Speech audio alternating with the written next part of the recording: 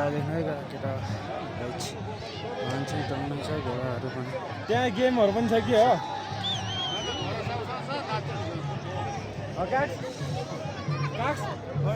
गेमहरू पनि छ कि हो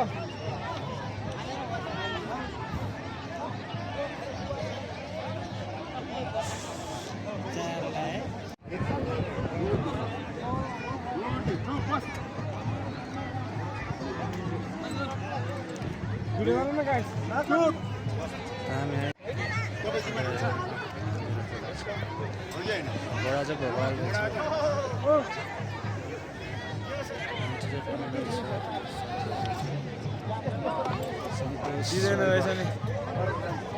हिँड्न थाकिसक्यो यार गाइस म त हिँड्नै सक्दैन यार यो उकालो त अझै माथि छ यार मुखबाटै धुवा जस्तो भयो जस्तै माथि पुग्नु छ अझै मान्छे चाहिँ टन्नै छ 14-15 हजार जति मान्छे छ होला आउजात गरिरहेछ यहाँ चाहिँ चिसोले मर्नै लाग्यो आज चाहिँ यार जस्तो बाइकमा भन्दा पनि बढी सैलुङमा चाहिँ उतातिर चाहिँ जात्रा भइरहेको जस्तो चाहिँ गाइस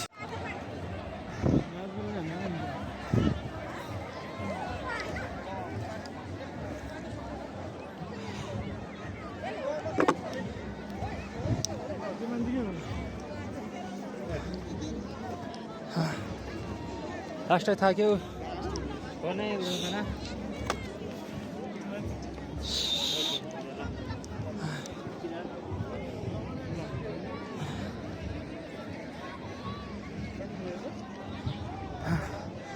बल्ल पुग्न लाग्यो गाइस भ्यू टावर भाटामा 2 घण्टाको यात्रामा पैदल यात्राको उसमा टावरसम्म पुग्न गाइस हामीलाई अझै 5-10 मिनट जति लाग्ला जस्तो लाग्यो मलाई त हिँड्न गाह्रो भएको कारणले गाइस साथी चाहिँ माथि भ्यू टावरमा चाहिँ पुगिसकेको रहेछ है हात हल्लाइरहेको छ माथि पुगेर राम्रो मान्छे चाहिँ रहेछ छ है यो चाहिँ गुम्बा हात हल्लाइरहनु भएको छ हामीलाई बोलाइरहेको छ माथि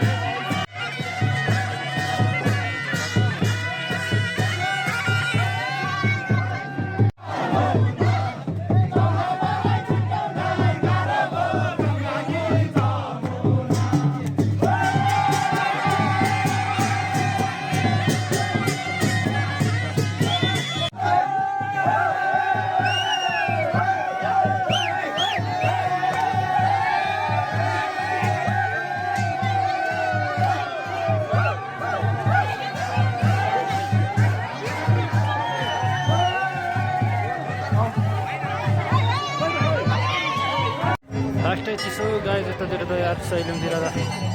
हावाले हाने छ यस्तो चिसो चाहिँ मैले अहिलेसम्म कहिले खाएका थिएन लास्टै दामी छ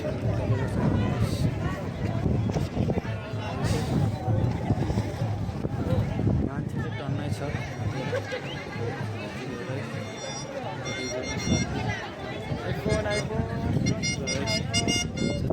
जता हेऱ्यो पनि मान्छे छ यहाँ माथि चढ्नेवाला छ है ए हो गाइस सैलुङे डाँडा भन्ने सही डाँडा भन्ने चाहिँ अहिले चाहिँ यहाँ माथि चाहिँ हुस्सो लाग्न थालिसक्यो अहिले नै अघिदेखि नै यहाँ चाहिँ गुम्बा छ है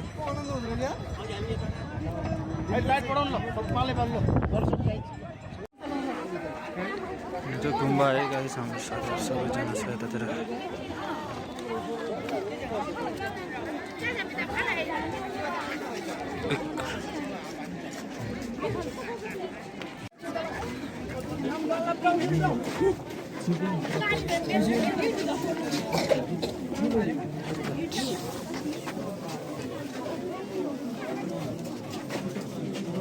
भित्र छिरे है गाइस कता दिने आज टुप्पा मात्रै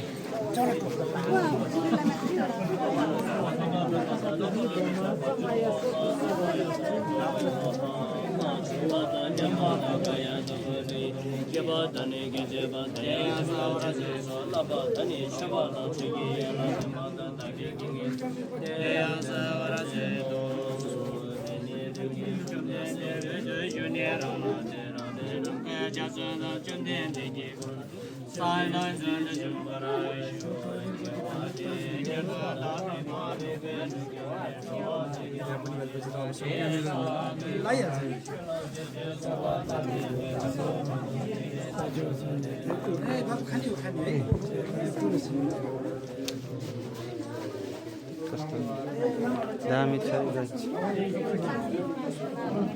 के हो यो प्लेसमा सबैजना गाइस यहाँ चाहिँ गुम्बाको है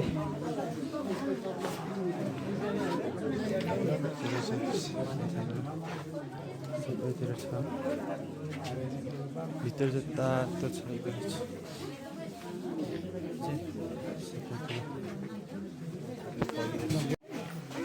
भित्र चाहिँ लास्टै तातो छ अघि चिसो भएर तातो भयो अहिले बाहिर जाँदैछ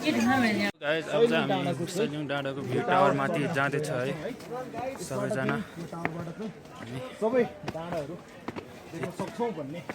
सबै डाँडाहरू 100वटा डाँडादेखि 108वटा डाँडा छ अरे भन्ने भन्नुभएको थियो हामीलाई दाइहरूले चिसो छ बाध्यता त होइन हाम्रो नै रहरले न हो गाइस एकदम दामी छ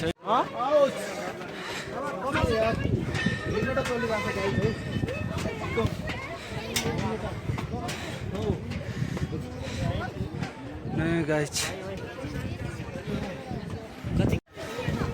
फाइनली आइपुग्यो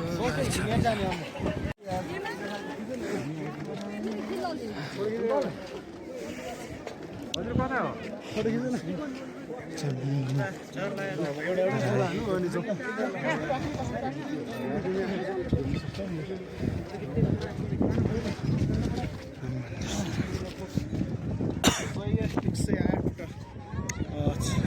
डाँडाहरू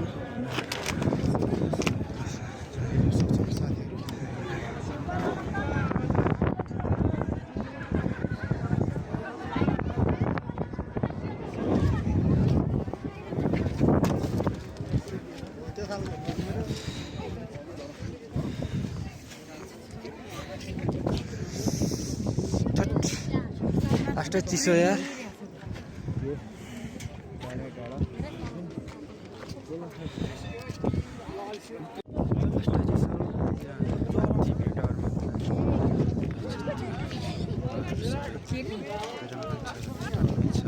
यता हुनुहुन्छ हाम्रो दाइ लामा है के भन्नुहुन्छ हामी सैलुङ फाइनली आइपुग्यो अब सैलुङको भ्यू टावर 100वटा थुङ्गाहरू देखाइदियो थुङ्गा सबैतिर तलतिर उहाँले देखाउनु भएको छ यतातिर है